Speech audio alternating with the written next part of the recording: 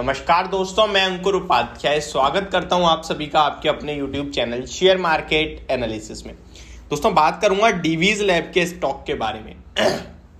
इस स्टॉक पे मैंने काफ़ी सारी वीडियोस बनाई हैं, पर्टिकुलरली इस पे नहीं बनाई है बट मेरी बाइंग रिकमेंडेशन में ये हमेशा रहा है। चाहे लॉन्ग टर्म पोर्टफोलियो की बात करता हूं मैं, या ब्लू चिप स्टॉक्स के बारे में बात करी हो, या फिर गिरावट में मिल रहे हैं, इस तरीके की जो वीडियोस है मेरी, उसमें मैक्सिमम ये स्टॉक इंक्लूड होता है। अब कल इस स्टॉक में काफी बड़ा क्रैक हो गया। क्यों हुआ? उसके Q2 के नंबर्स की वजह से, जिसकी एक्सपेक्टेशन हमें थी। हमने कल मॉर्निंग में एक वीडियो शूट करी थी जहां मैंने आपके साथ रिजल्ट्स बताए कि किस किस के रिजल्ट्स आने हैं। वहां पे डीवीज लैब के बारे में स्पेशली मैंने ये कहा कि नंबर्स खराब साइड पे आ सकते हैं। अब इसको आपको समझना होगा थोड़ा दूसरे स्टॉक के एग्जाम्पल से।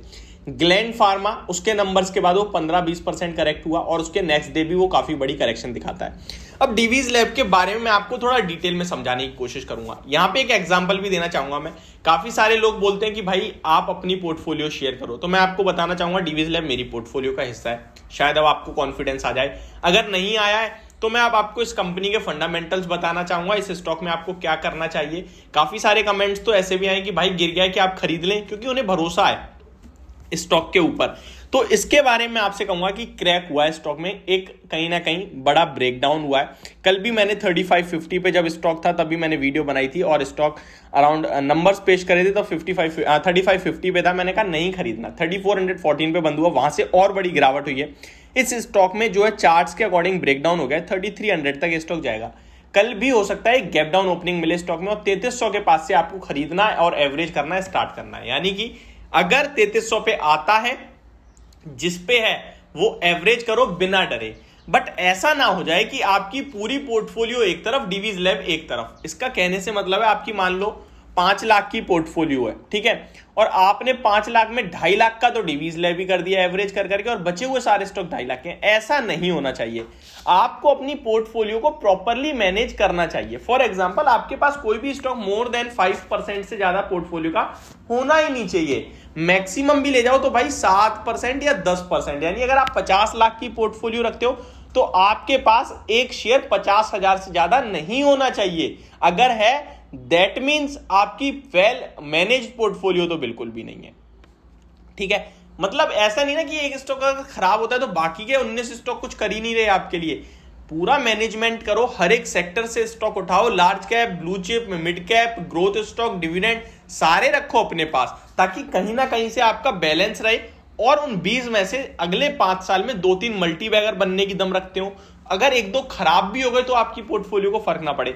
आपने बहुत से ऐसे लोग सुने होंगे, यार मेरा वो शेयर तो मैंने 20 रुपए पे खरीदा था, 100 रुपए हो गया, पोर्टफोलियो पे फर्क पड़ा ही नहीं। लेकिन क्योंकि उसका शेयर ही उन्होंने बहुत कम लिया था। तो मैनेजमेंट बहुत जरूरी है, ठीक है। अभी डीवीज लैब के बारे में बात करते हैं। नो डाउट एवरेज करना है 33 पे, और फ्रेश एंट्री अगर कोई लेना चाहता है तो बेस्ट लेवल्स होंगे। अब मैं आता हूं इस कंपनी के फंडामेंटल्स पे और बताता हूं आपको ये स्टॉक गिर क्यों रहा है। गिरने के पीछे का रीजन है, ये रेवेन्यू जो है इसका, ये एक्सपोर्ट करके कमाता है। यानी कि ये डिपेंड होती है दूसरे कंट्रीज पे ये स्टॉक, इन जैसी कंपनीज। तो जो भी ऐसी कंपनी है फार्मा की या आईटी की जिनका मैक्सिमम रेवेन्यू जो है आउटसाइड इंडिया आता है, उनके लिए भी प्रॉब्लम का समय चल रहा है। चाहे वो यूरोप हो या यूएस हो, दोनों ही जगह इन्फ्लेशन हायर लेवल पे है। और इन कंट्रीज की जो सरकार है, जो गवर्नमेंट है, वो कह रही है कि हम इंपोर्ट करना कम करेंगे, ताकि हमारी जो हम लोगों ने एक अभियान चलाया है कहीं ना कहीं, तो वही वो लोग भी कहीं ना कहीं कोशिश करेंगे कि इंपोर्ट कम करें। और हमारी जो कंपनीज है आत्मनिर्भर वाली जो बात हम लोग कह रहे हैं, वो भी वो कोशिश करेंगे कि हमारी कंपनीज की ज्यादा सेल्स हो, तो इसलिए इंपोर्ट कम करेंगे। तो यहां से जब एक्सपोर्ट कम होगा तो वहां इंपोर्ट कम होगा, और एक्सपोर्ट रिलेटेड स्टॉक्स हैं ये। अब डीवीज लैब का रेवेन्यू लगभग 85% रेवेन्यू जो है वो एक्सपोर्ट करके आता है। तो वो प्रॉब्लम अभी चल रही है। अब कितनी चलेगी? 3 महीने 6 महीने और मान लो आप, ठीक है। अब हर 3 महीने में नंबर्स आएंगे। अब एक नंबर को देख के आप स्टॉक को थोड़ी बेच दोगे। अब मैं आता हूं इस कंपनी के फंडामेंटल्स पे। सबसे पहले मैं आपको बताना चाहूंगा इस कंपनी के बारे में।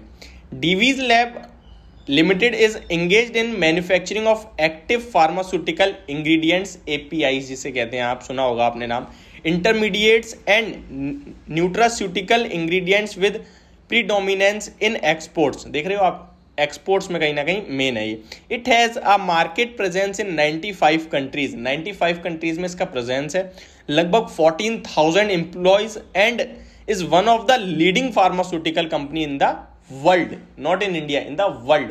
तो अब आप देख सकते हैं कि 95 कंट्री में प्रेजेंस है इसका, 14,000 एम्प्लॉय है और ये वर्ल्ड वाइड एक कहीं ना कहीं तंगड़ी कंपनी है, ठीक है। अब इसके नंबर्स पे बात करते हैं। बुक वैल्यू पर शेयर इसकी 457 रुपीज की है, जिसके सामने ये स्टॉक 3300 पे ट्रेड करता है। 30 के प्राइस टू अर्निंग पे मिल रहा है ये स्टॉक आपको। 28.2 का रिटर्न ऑन इक्विटी है, 35.1 का रिटर्न ऑन कैपिटल एम्प्लॉय है, 0.88% की इसकी डिविडेंड यील्ड है और 5,000 के समथिंग का इसका 52 वीक हाई है और 3365 का 52 वीक लो है। कंपनी डेट फ्री है, अपना डेट और घटाया है और डेट फ्री हो चुकी है ऑलरेडी। कंपनी का जो ग्रोथ है, प्रॉफिट ग्रोथ, वो 22.8% की कैगर से बढ़ रहा है लगभग पिछले 5 साल से। बहुत बड़ा नंबर होता है ये। और कंपनी का डिविडेंड यील्ड भी अच्छा है। कंपनी के बारे में नेगेटिव कुछ भी नहीं है। इसकी जो कहीं ना कहीं वैल्यूएशन है वो प्राइस टू बुक वैल्यू का अकॉर्डिंग 7.4 टाइम्स पे ट्रेड करता है। नेगेटिव है, बाकी मुझे लगता है नेगेटिव नहीं होना चाहिए। भैया मार्केट लीडर है, इतना तो मिलेगा वैल्यूएशन, ठीक है। अब आते हैं इसके नंबर्स प्रॉफिट के ऊपर। तो मैं ईयर ऑन ईयर बेसिस पे बताना चाहूंगा आपको। तो लगभग कंपनी का प्रॉफिट 2015 में 800 करोड़ का था, 850 करोड़ का। 2021 में 1980 करोड़ का था। तो 1500 से 800 से 1900, लगभग डबल, 2.5 गुना हो गया प्रॉफिट अगले पिछले 5-7 साल में। और अभी कंपनी ने लगभग 3000 करोड़ का प्रॉफिट करा है। आप अगर 850 से 3000 देखेंगे तो लगभग ये हो गया आपका ऑलमोस्ट 4 टाइम्स, 4 गुना प्रॉफिट बढ़ गया है 7 साल में। अब आपको इसकी वैल्यू समझ में आई होगी। शेयर होल्डिंग पैटर्न भी मैं आपके साथ शेयर कर दूं। प्रमोटर्स के पास 52% मान लीजिए राउंड फिगर में, FIIs 15.4% होल्ड करते हैं, DIIs 20.75% स्टेक होल्ड करते हैं और पब्लिक 11.8% होल्ड करती है। तो काफी बड़ा नंबर है कहीं ना कहीं मुझे लगता है, और बहुत ही अच्छी शेयर होल्डिंग पैटर्न है। ये लॉन्ग टर्म वाला स्टॉक है, कभी ना बेचने वाला। होप आपको वीडियो समझ में आई होगी और डेफिनेटली होल्ड करें। ये मेरी वीडियो होप आपको समझ और पसंद होना होगी। Thank you so much for watching this video. Have a great day.